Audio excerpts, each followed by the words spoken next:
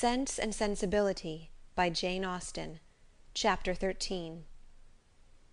Their intended excursion to Whitwell turned out very different from what Elinor had expected. She was prepared to be wet through, fatigued, and frightened, but the event was still more unfortunate, for they did not go at all. By 10 o'clock the whole party was assembled at the park, where they were to breakfast. The morning was rather favourable, though it had rained all night, as the clouds were then dispersing across the sky and the sun frequently appeared. They were all in high spirits and good humour, eager to be happy, and determined to submit to the greatest inconveniences and hardships rather than be otherwise. While they were at breakfast the letters were brought in. Among the rest there was one for Colonel Brandon. He took it, looked at the direction, changed colour, and immediately left the room. "What is the matter with Brandon?" said Sir John. Nobody could tell. "I hope he has had no bad news," said Lady Middleton. "It must be something extraordinary that could make Colonel Brandon leave my breakfast table so suddenly." In about 5 minutes he returned. "No bad news, Colonel, I hope?" said Mrs. Jennings as soon as he entered the room. "None at all, ma'am, I thank you." "Was it from Avignon? I hope it is not to say that your sister is worse." "No, ma'am, it came from town, and is merely a letter of business." "But how came the hand to discompose you so much, if it was only a letter of business? Come, come, this won't do, Colonel, let us hear the truth of it." "My dear madam," said Lady Middleton, "recollect what you are saying." "Perhaps it is to tell you that your cousin Fanny is married?" said Mrs. Jennings, without attending to her daughter's reproof. "No, indeed, it is not." "Well, then, I know who it is from, Colonel, and I hope she is well." "Whom do you mean, ma'am?" said he, colouring a little. "Oh, you know who I mean." "I am particularly sorry, ma'am," said he, addressing Lady Middleton, "that I should receive this letter to-day, for it is on business which requires my immediate attendance in town." "In town?" cried Mrs. Jennings. "What can you have to do in town at this time of year?" "My own loss is great," he continued, "in being obliged to leave so agreeable a party, but I am the more concerned, as I fear my presence is necessary to gain your admittance at Whitwell." What a blow upon them all was this! "But if you write a note to the housekeeper, Mr. Brandon," said Marianne eagerly, "will it not be sufficient?" He shook his head. "We must go," said Sir John. "It shall not be put off when we are so near it. You cannot go to town till to-morrow, Brandon, that is all." "I wish it could be so easily settled, but it is not in my power to delay my journey for one day." "If you would but let us know what your business is," said Mrs. Jennings, "we might see whether it could be put off or not." "You would not be 6 hours later," said Willoughby, "if you were to defer your journey till our return."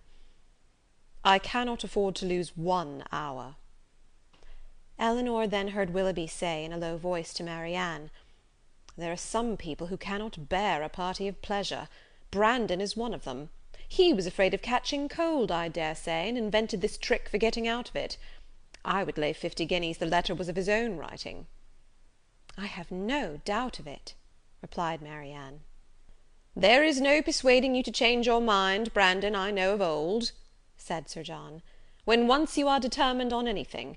But, however, I hope you will think better of it. Consider, here are the 2 Miss Carries come over from Newton, the 3 Miss Dashwoods walked up from the cottage, and Mr. Willoughby got up 2 hours before his usual time on purpose to go to Whitwell." Colonel Brandon again repeated his sorrow at being the cause of disappointing the party, but at the same time declared it to be unavoidable. "Well, then, when will you come back again?" "I hope we shall see you at Barton," added her ladyship, "as soon as you can conveniently leave town, and we must put off the party to Whitwell till you return." "You are very obliging, but it is so uncertain when I may have it in my power to return, that I dare not engage for it at all." "Oh, he must and shall come back," cried Sir John. "If he is not here by the end of the week, I shall go after him." "Ay, so do, Sir John," cried Mrs. Jennings, "and then, perhaps, you may find out what his business is." I do not want to pry into other men's concerns. I suppose it is something he is ashamed of." Colonel Brandon's horses were announced. "You do not go to town on horseback, do you?" added Sir John. "No, only to Honiton. I shall then go post." "Well, as you are resolved to go, I wish you a good journey. But you had better change your mind." "I assure you it is not in my power." He then took leave of the whole party. "Is there no chance of my seeing you and your sisters in town this winter, Miss Dashwood?" "I am afraid none at all." "Then I must bid you farewell for a longer time than I should wish to do." To Marianne he merely bowed and said nothing. "Come, Colonel," said Mrs. Jennings, "before you go, do let us know what you are going about." He wished her a good morning, and, attended by Sir John, left the room.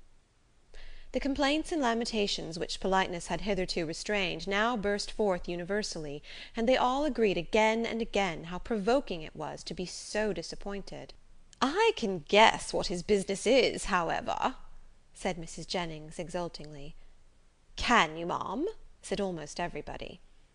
"Yes, it is about Miss Williams, I am sure." "And who is Miss Williams?" said Marianne. "What! Do you not know who Miss Williams is? I am sure you must have heard of her before. She is a relation of the Colonel's, my dear, a very near relation. We will not say how near, for fear of shocking the young ladies." Then, lowering her voice a little, she said to Elinor, "She is his natural daughter." "Indeed?" "Oh, yes, and as like him as she can stare. I dare say the Colonel will leave her all his fortune." When Sir John returned, he joined most heartily in the general regret on so unfortunate an event, concluding, however, by observing, that as they were all got together, they must do something by way of being happy, and after some consultation it was agreed, that although happiness could only be enjoyed at Whitwell, they might procure a tolerable composure of mind by driving about the country. The carriages were then ordered. Willoughby's was first, and Marianne never looked happier than when she got into it. He drove through the park very fast, and they were soon out of sight, and nothing more of them was seen till their return, which did not happen till after the return of all the rest. They both seemed delighted with their drive, but said only in general terms that they had kept in the lanes, while the others went on the downs. It was settled that there should be a dance in the evening, and that everybody should be extremely merry all day long. Some more of the Careys came to dinner, and they had the pleasure of sitting down nearly 20 to table, which Sir John observed with great contentment. Willoughby took his usual place between the two elder Miss Dashwoods. Mrs. Jennings sat on Elinor's right hand, and they had not been long seated before she leant behind her and Willoughby, and said to Marianne, loud enough for them both to hear, "I have found you out in spite of all your tricks. I know where you spent the morning." Marianne coloured, and replied very hastily, "Where, pray?" "Did you not know," said Willoughby, "that we had been out in my curricle?" "Yes, yes, Mr. Impudence, I know that very well, and I was determined to find out where you had been to. I hope you like your house, Miss Marianne. It is a very large one, I know, and when I come to see you, I hope you will have new furnished it, for I wanted it very much when I was there 6 years ago." Marianne turned away in great confusion. Mrs. Jennings laughed heartily, and Elinor found that in her resolution to know where they had been, she had actually made her own woman inquire of Mr. Willoughby's groom, and that she had by that method been informed that they had gone to Allenham, and spent a considerable time there in walking about the garden and going over all the house. Elinor could hardly believe this to be true, as it seemed very unlikely that Willoughby should propose, or Marianne consent, to enter the house while Mrs. Smith was in it, with whom Marianne had not the smallest acquaintance. As soon as they left the dining-room, Elinor inquired of her about it, and great was her surprise when she found that every circumstance related by Mrs. Jennings was perfectly true. Marianne was quite angry with her for doubting it. "Why should you imagine, Elinor, that we did not go there, or that we did not see the house? Is not it what you have often wished to do yourself?" "Yes, Marianne, but I would not go while Mrs. Smith was there, and with no other companion than Mr. Willoughby." "Mr. Willoughby, however, is the only person who can have a right to show that house, and as he went in an open carriage, it was impossible to have any other companion. I never spent a pleasanter morning in my life." "I am afraid," replied Elinor. That the pleasantness of an employment does not always evince its propriety. On the contrary, nothing can be a stronger proof of it, Elinor; for if there had been any real impropriety in what I did, I should have been sensible of it at the time; for we always know when we are acting wrong, and with such a conviction I could have had no pleasure. But, my dear Marianne, as it has already exposed you to some very impertinent remarks, do you not now begin to doubt the discretion of your own conduct? If the impertinent remarks of Mrs. Jennings are to be the proof of impropriety in conduct, we are all offending every moment of our lives.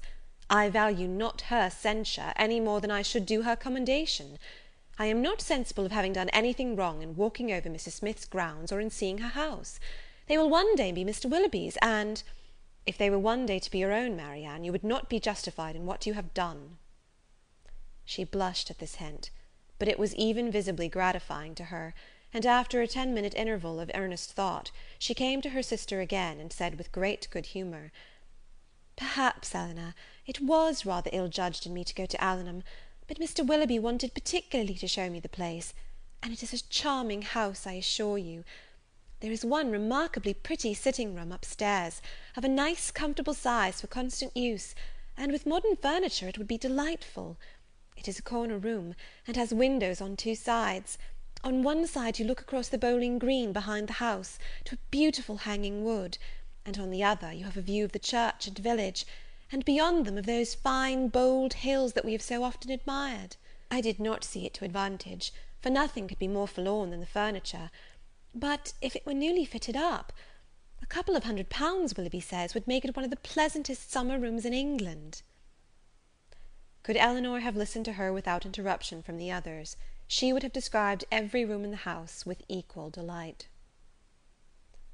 Chapter 13.